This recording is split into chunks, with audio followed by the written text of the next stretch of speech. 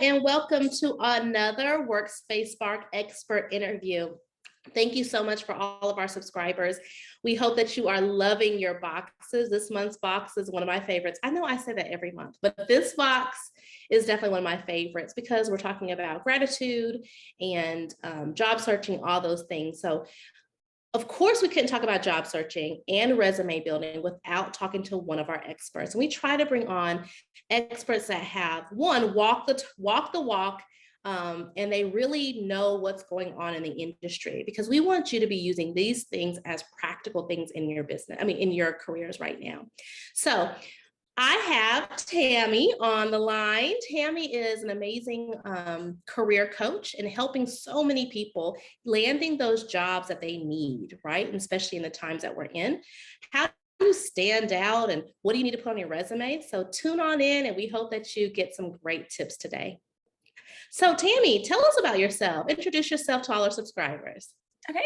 Hi, I am Tammy Mifflin, and I am the founder of Lighted Lanterns Consulting, which is a woman-owned, minority-owned consulting firm specializing in career services, management consulting, and development training.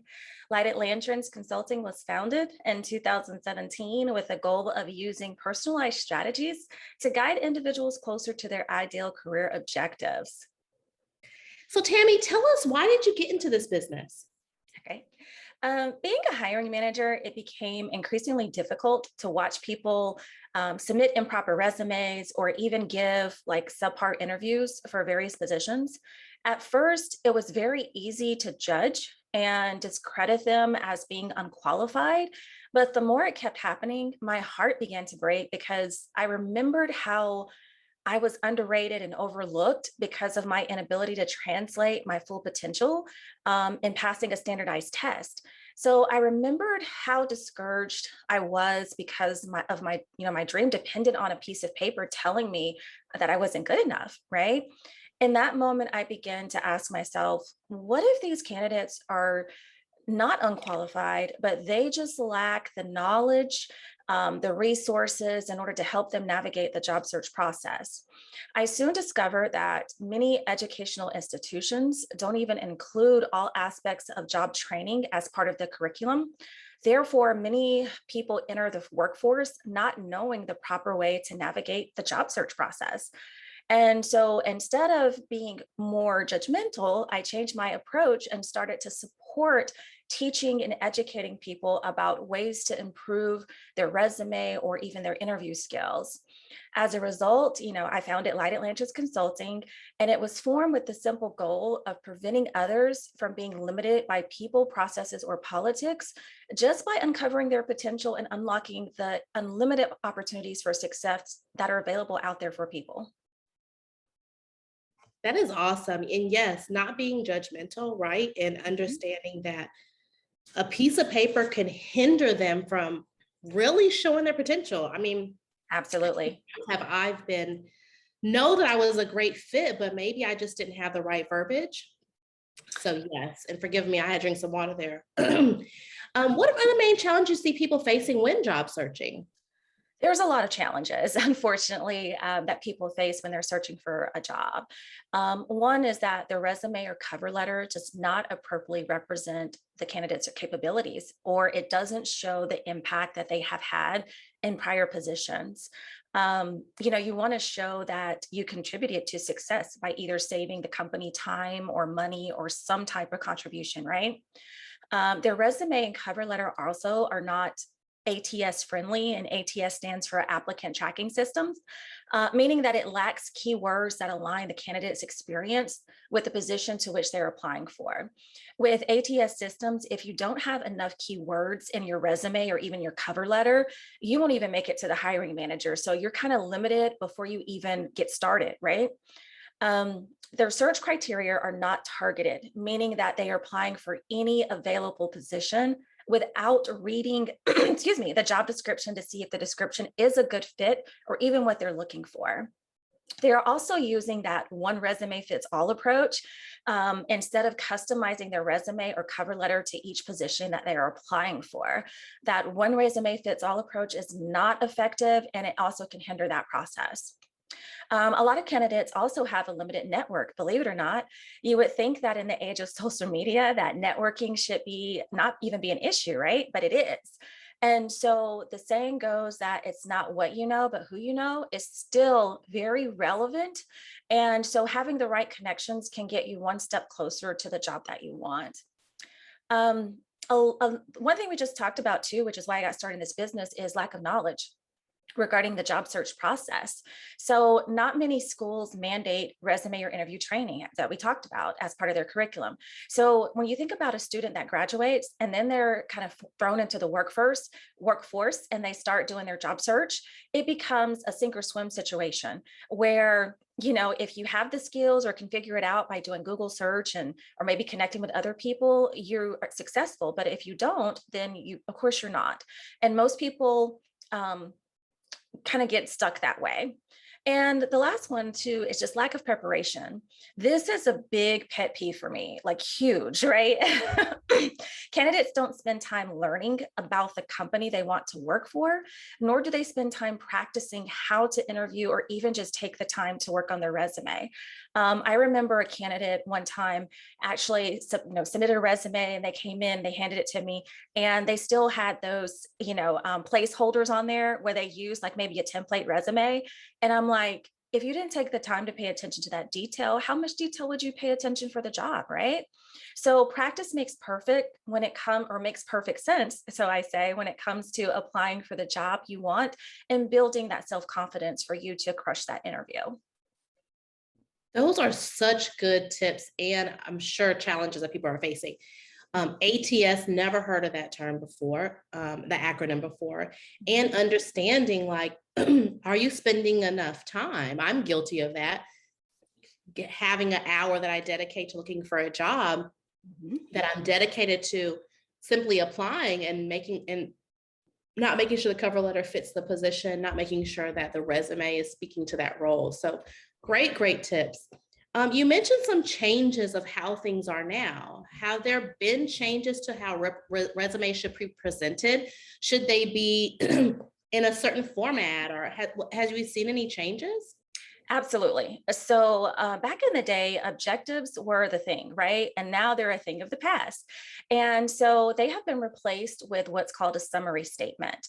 And the summary statement is a couple of lines about your top skills and experience that can quickly communicate to a recruiter who you are as an employee. Another thing that's changed from before is a headline, adding a headline to your resume. This is 10 words or less that describe you or the job title that you want. And so, for instance, if you're looking for a customer service manager position, your headline might be, skilled customer service manager or something of that nature to really capture the attention of the recruiter or hiring manager. And of course, as I mentioned before, optimizing your resume for applicant tracking systems, or that ATS that we talked about, you want to make sure that you're using Word format as one of the things to kind of help with that ATS system or bypassing it. Another thing is that you want to have common section header titles. For instance, if you have like your work experience, you don't want to say like professionalism or professional history. So you want to kind of keep it generic and in line with those headers have been in the past.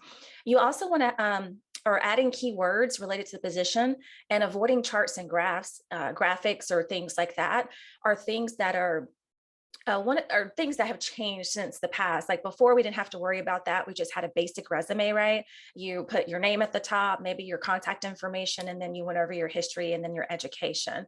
So those are things that have changed since prior. Awesome. I didn't even know about the objectives. Tell you how much that I have been noticing the summary, but I didn't know that as well. So you gave us some great tips on what have changed and then tips to add to your resume. What tips do you have about LinkedIn? So LinkedIn's a space that I'm not as familiar with, but I do know in the job search, it's a space we really can't avoid. Do you have any tips for how you stand out in such a crowded area like LinkedIn? Yes. So right now, that's what you're referring to is called LinkedIn optimization. And so you want to make sure that your profile is appropriate and is pretty much completely filled out. So you optimize or enhance your chances of getting recognized by hiring managers or even recruiters, especially if you're looking for a job. So one of the things to get noticed is to choose a good profile picture that shows your character. Make sure the picture is clear and shows your face. A good rule of thumb is that your face should take up about 50% of the frame, right? Another thing too that's a little bit different from in the past, most people said, have a professional headshot. And now people just want to see you comfortable, right? Don't have something too casual where, but make sure it's a nice, fun picture, just really that shows your personality. If you can't do like a business headshot, okay? The next thing is to utilize the background photo and try to align it with something that represents you, your mission, or even your job title. So if you're in the healthcare field, you might have like some type of healthcare background photo that relates to your job. If you're in human resources, you might have a group of people, or you might have maybe a mission statement or something that aligns with that. So utilize that background photo area and try not to leave it generic if you can. You also want to choose a short yet descriptive profile headline. This kind of relates to like the resume headline we just talked about. So you want to use something more than just your job title. So it could be something like, top sales professional or outstanding, human resources human resources director, or someone like, people building or team building, something of that nature to really describe um, what you're capable of. So like kind of one of those keywords, you can kind of put buzzwords in there. Another thing is to write a compelling about section. Think of this as your bio. This section, you want to write this section in third person, and you also want to summarize your own story, right? You want to use this as an opportunity to say, maybe why you got into the profession that you're in, or why you're looking to move into a different profession. And so you don't just want to list your skills. You want to make sure you have that story to tell. Try to bring to life the skills, like I said, and why they matter, but also make it known that you're different, you're unique. Each one of us is unique. So try to bring that across in your about section. So that way it will compel people to want to work with you and want to get to know you more. You also want to request recommendations from former or current managers or business associates. While your coworkers or friends can write a recommendation for you, the ones from a business associate or people that you've worked with and managers carry more weight with the hiring managers and recruiter than those that are from your friends, right? And the last thing is to customize your LinkedIn URL, preferably using your name. Sometimes if you have like a common name like John Smith, then you might have to add some numbers to it or try to, get creative with it, but you also want to customize that URL. If you're actively looking for employment, make sure that you turn on your career interest to let recruiters know that you're open to work opportunities. And as we mentioned before, keywords throughout your page are crucial, but avoid commonly used keywords if possible, such as like strategic planning, right? Those are ones that a lot of people seem to use, or leadership or something like that. So try to be creative with those keywords, but yet make sure they apply to the position that you're either in or one that you're looking to get into. And lastly, use LinkedIn for what it's made for, to network, right? So if you're just on there and you're not really networking with other people, you're not commenting, then you're not going to build your network. So a lot of times people find positions off LinkedIn because they are connected to someone, maybe three persons down, where they have, a job at Google that you want. And so you have a connection in that can possibly get your resume to the hiring manager or put in a good word for you. So don't take that for granted. That is really good. I am not using my background image. And that about section, yes, I'm sure that is a game changer. And then the picture, I do think that is super important. And I will be honest, I'm not networking as much as I should on LinkedIn. So when you say networking on LinkedIn, what does that mean? So for instance, if you have people that you're connected to, you want to, if they post something, go in and like it.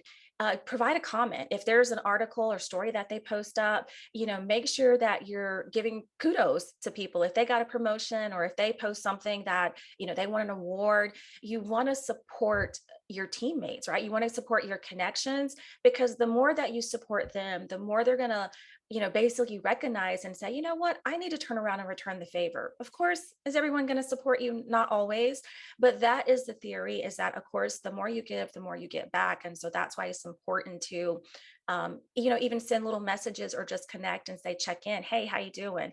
I see that you're in this field. Tell me more about it, right? If it's somebody that you don't know that you're connected to. That's really good. Now, you also mentioned the picture, right? And so 50, I think you said 50% of the picture needs to be more of your face. Yes. And then having a picture that's personality. How Mhm. important is building your personal brand? So when you're trying to build your personal brand, it's very important. Every single person, as I mentioned earlier, has unique capabilities. That sets you apart from the competition, and it makes you who you are. So with recruiters and hiring managers using social media to research potential candidates, how you brand yourself can be the difference between getting the job you want or being passed over for another candidate. Your personal brand allows you to be authentic and relatable, which attracts others to you and helps them build trust and confidence in what you have to offer. So, personal brand, if you can build it and, just like I said, build that connection and that network, then it's going to take you very far in the job search process or even just in your career in general. I think that that's a question a lot of people have, right? Because you have social media, and Mhm. I feel like people are caught in this thing of personal branding and professional branding. So those were great, great tips. Now let's talk cover letter.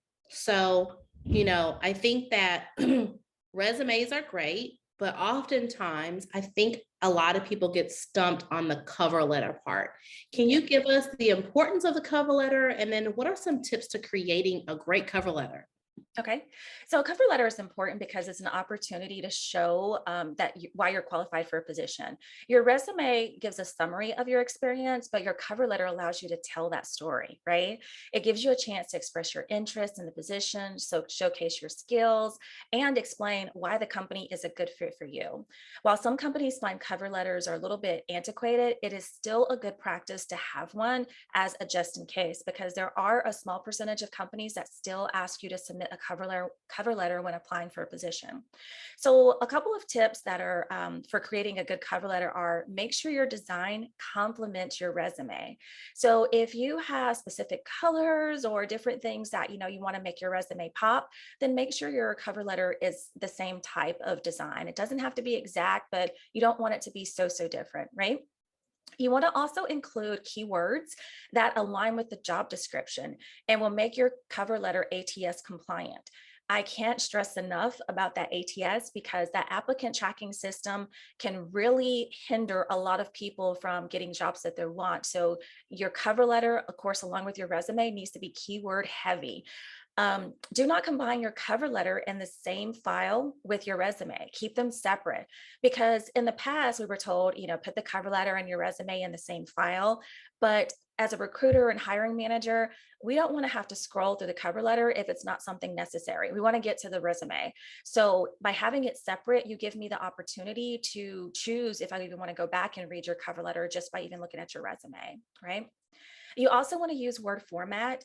Word format is actually more ATS compliant than PDF. So you always, though, want to make sure you're checking what the job description or the application process requests. If it tells you to submit in PDF, submit in PDF, but otherwise try to submit in that Word format. One thing that I see a lot of too is that people save the files with generic names, right? So they might say cover letter and they don't have anything identifying who the cover letter belongs to. So you want to kind of add your name to that file name. So for instance, you might do, for me, I would do Tammy underscore Mifflin and then maybe cover letter, or something like that. So again, hiring managers can easily pull it up when they save it to their computer or know who the resume belongs to. Keep your cover letter to one page only. And also too, you want to use 3 paragraphs. So with your cover letter, you want to state how you found the job, and the position that you're applying for. And that's kind of a very short first paragraph, so to speak. You also want to describe your qualifications and your accomplishments, and that's going to be your second paragraph. And then the third paragraph is your opportunity to tell why the company is a good fit for you. So this requires you to research the company's background, maybe their mission statement, kind of what they stand for, what their company culture may be like, and then kind of include that into, you know what, I can be a good fit with this company because, and then go into your details of why it works for you. Really good tips. The Word, I'm gonna highlight some of the ones that stood out to me though. Having it in a Word document is, I always submit in PDF. I think that's awesome. Also thinking of the design of the cover letter. I think that people spend time designing the resume, but not designing what that cover letter looks like. So Mhm. great tips. Now, let's say cover letter, check. Resume, check. And now we got a call for an interview. What are some things as a hiring manager do you like to see that people, what can you prepare for to have a good interview? Okay. So one thing I mentioned earlier was research the company. Cannot stress this enough. I know it sounds like a broken record, but you need to know what the company does, why they do what they do, and what the company culture is like. You're going to be interviewing that company. Just like that company is interviewing you. So you want to do your due diligence, and this will help you prep questions that you can ask your interviewer, maybe towards the end or throughout the interview, so you can get a better understanding of if the company that you're applying for is really going to be what you want to move into, like as a company you want to work for. Write your questions down ahead of time to ask during the interview, right? A lot of people don't ask questions, or either they ask like the main one, which is, hey, how much does this pay, right? And that's all they want to know. But again, you want to interview that company just like they're interviewing you. You also want to Google behavioral, situational, and hypothetical questions and create a question list. This will help you prepare for your interview, right? So, a lot of people have interview anxiety. It's a real thing. And so they really shut down, their mind kind of stops working in an interview, and then they completely bomb the interview. This will, by researching the questions and then writing down 2 to 3 responses to each question using the STAR format. Of course, if you haven't heard of that, that's the situation, task, actions, and results. So you want to kind of use that because it helps you streamline your responses. So you're not rambling on and on about, a particular question, or just kind of, and you never did answer the question, right? So you're rambling, but didn't answer the question. You want to practice responding to the questions by doing mock interviews. So you can become comfortable with responding under stress. Again, that interview anxiety is real. So if you go in there with the intent of thinking that I'm going to walk in and just crush this interview, a very small number of people can actually do that, right? So most people have to practice. So practice answering your questions, practice being comfortable, get someone to, quiz you almost kind of like that, kind of do that mock interview for you. And this also even allows you to practice your body language, because body language is very important in your interview. Smiling, eye contact, leaning in, acting like you're interested as opposed to being very distant and unrelatable. Dress for the job you want, not the job that you have. So again, make sure that you're appropriate for the position that you're applying for, and prepare a closing statement. This is something that most people don't do. Like back in the day, we were told, ask for the job as you're getting ready to leave, or right before the interview's over, basically say like, when can I start? That's so cliche now, right? So right now, what people are trying to get, or what you should do now, is summarize your qualifications and why you are the best candidate for the position. Some people may ask you that and say, hey, why are you the best candidate for the position? So if you answer that question during the interview, figure out a different way to close. It could be, you know, recapping one of the questions that they ask you in an interview, or explaining something a little bit further. So really focus on that closing statement so you leave a lasting impression. And finally, another pet peeve of mine, be on time for your interview. If it's somewhere you're not familiar with, go ahead of time. Make sure that you kind of scope out the location, consider traffic. And if you are running late, make sure that you call to give the interviewer a heads up, as opposed to just thinking that it's okay for you to walk in the door late, because sometimes people will not interview you if that's the case. One, I can't believe people are late. No, I think that's so good. I also, in the world that we're in, how do you see interviewing being different online than in person? Should you prepare differently, or what's different?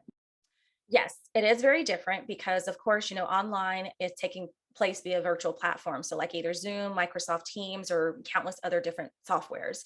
Um, and when this happens, you really have to prepare differently for a virtual interview as opposed to a in-person interview. So with in-person, you don't have to worry about lighting. You don't have to worry about technology malfunctions, right? You also don't have to worry about a barking dog or a playful child being a distraction to you during your interview. So the dynamics are a little bit different for a virtual interview. So you do have to prepare differently. So when preparing for a virtual interview, you need to, of course, be on time for your interview.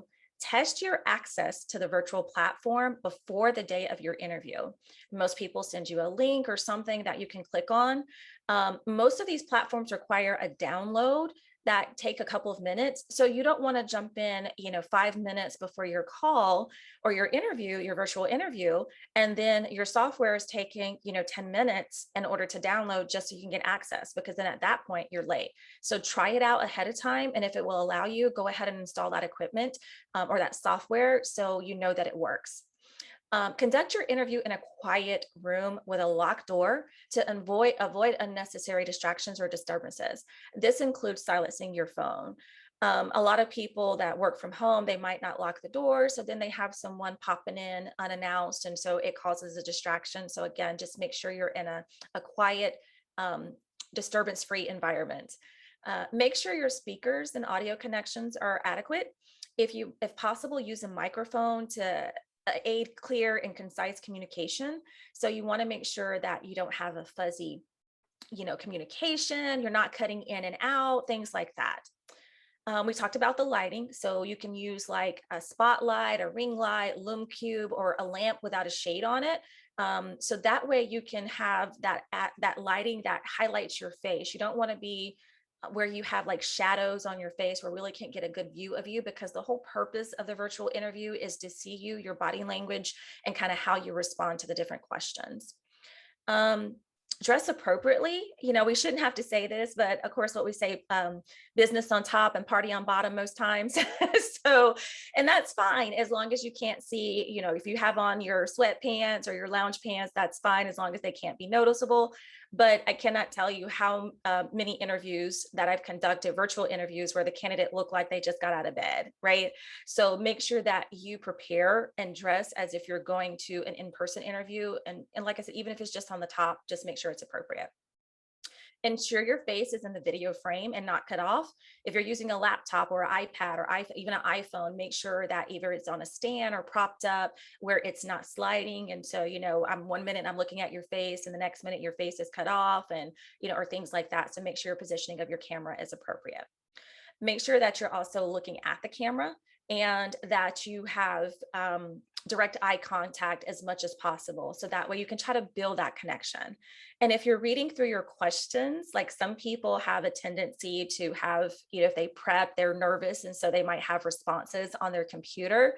You want to make sure that you don't start clicking through your questions, because a lot of times it's very loud, especially if it's just you and another interviewer. And then they know that you're reading through material. So we want to kind of get you on the spot as much as possible.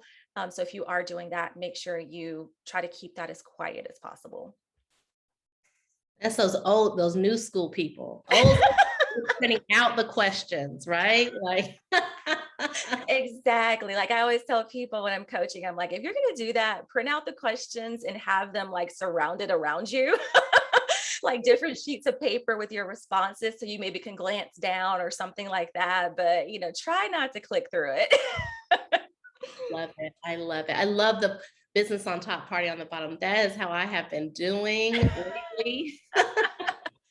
I know it's comfortable. I think most people have. And like I said, it's okay as long as you can't see it. Yeah. Well, sounds like you have had lots of experience with not what not to do and great experience of what to do. So thank you so much, Tammy. We really appreciate you coming today and sharing such great information. Guys, this is information you can start using today. I want you to go to your LinkedIn, listen to this, and update and optimize your LinkedIn pages. Get those resumes and cover letters together. We're almost at the first of the year, and you know what that means. A lot of people are looking for employment and they're looking for candidates like you. So again, thank you so much, Tammy. How can anyone find you? They can connect with me via phone at 678-902-4622, or they can visit my website at lightatlantrons.com. And there's different ways to connect. You can book a consultation, you can send us a message, and also shoot me an email. It's info@lightatlantrons.com. It's how you connect with us, but we are open and ready to serve any of those that need some help or a little bit of assistance getting that resume and interview techniques just right. Awesome. Well, we'll have to bring you back on because this was such great information.